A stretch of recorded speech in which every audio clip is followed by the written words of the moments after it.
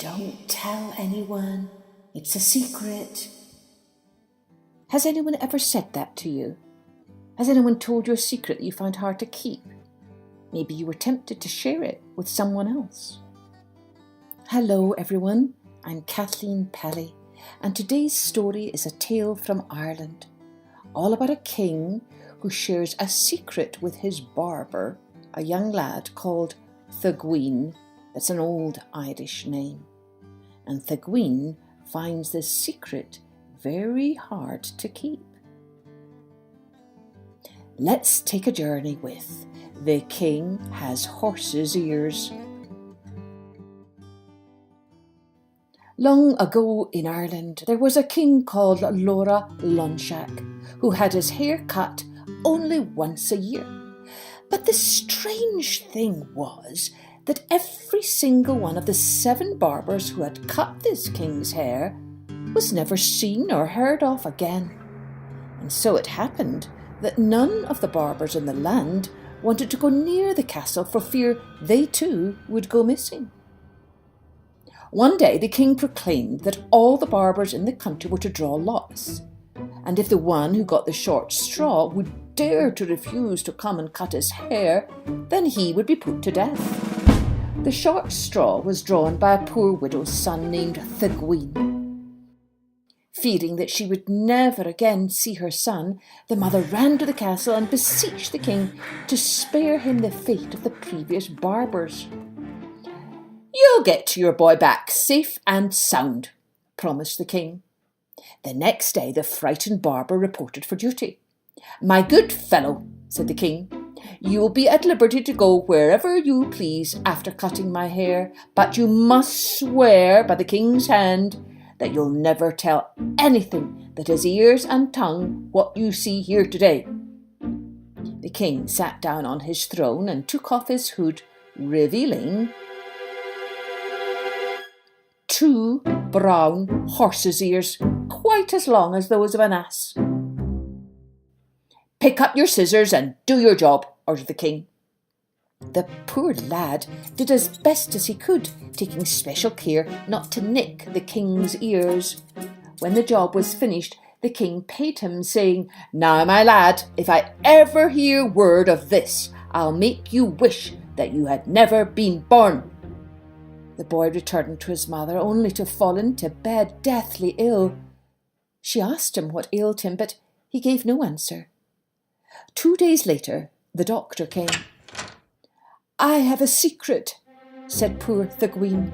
"If I cannot tell it, I'll die. And if I do tell it, I'll not be allowed to live."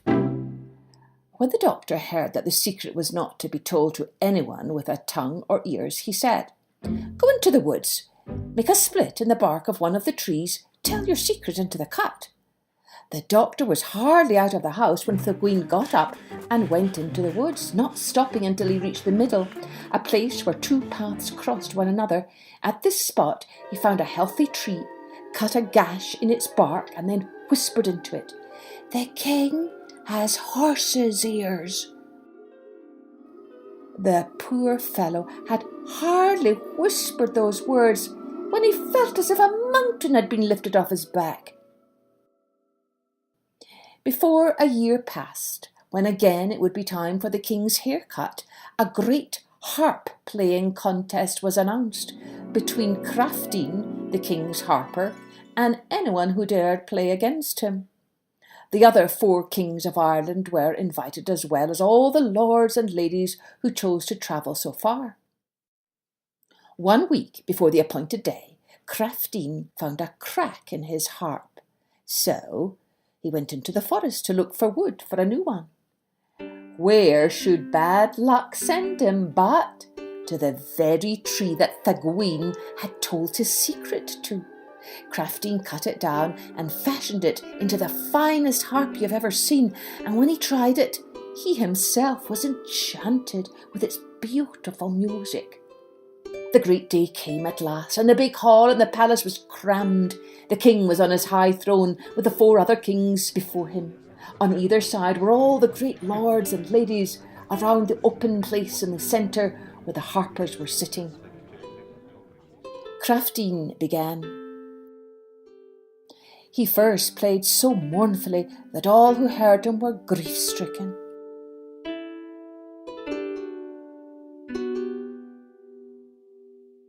Then he played a merry jig,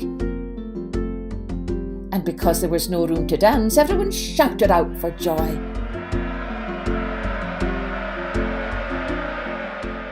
Next came a warlike march, and everyone who had room drew his sword and waved it over his head, each one crying out the war cry of his own chief or king.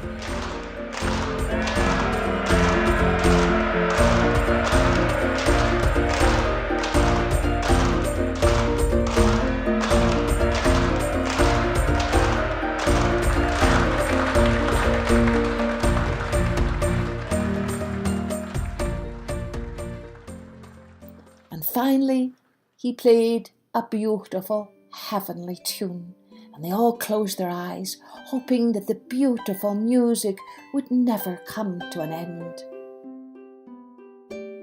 When Crafty finally ceased playing, gold and silver were thrown in showers to him. Then the harpers of Leinster, Munster, Connaught and Ulster tried their hands, and sure enough, they played very well, but not nearly as well as Crafteen. When they were finished, the king said to Crafteen, "Give us one more tune to finish decently and put all that we invited in a good humour for their dinner." "I am afraid of my harp," answered Crafteen. "It wasn't my fingers that struck out the music, but the music that stirred my fingers. There is magic in that harp, and I fear it will play us some trick." "Oh, trick be hanged," said the king. "Play away."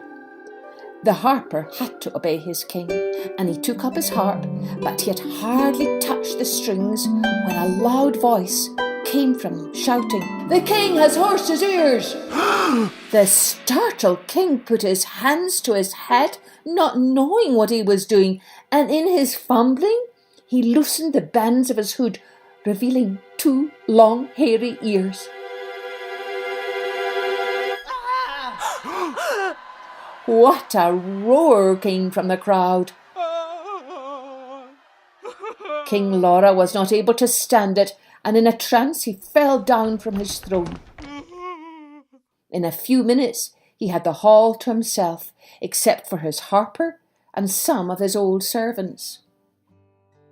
They say that when he came to himself, he was very sorry for all the poor barbers that he had put out of the way, and that he had made sure their wives and mothers had plenty of gold and silver to live on for the rest of their lives. As for Thegwine, from then on he was no more concerned about giving the king a haircut than he would have been about giving one to you or to me.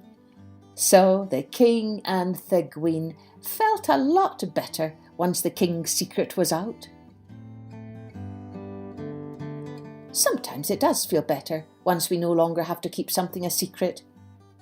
Can you think of a time when that happened to you and you felt so much better once everyone knew about your secret? Did today's story paint any pictures in your mind? Maybe of the king with his funny horse's ears? If so, do send me some of your pictures. We'd love to see them. Cheerio then. Join me next time for Journey with Story.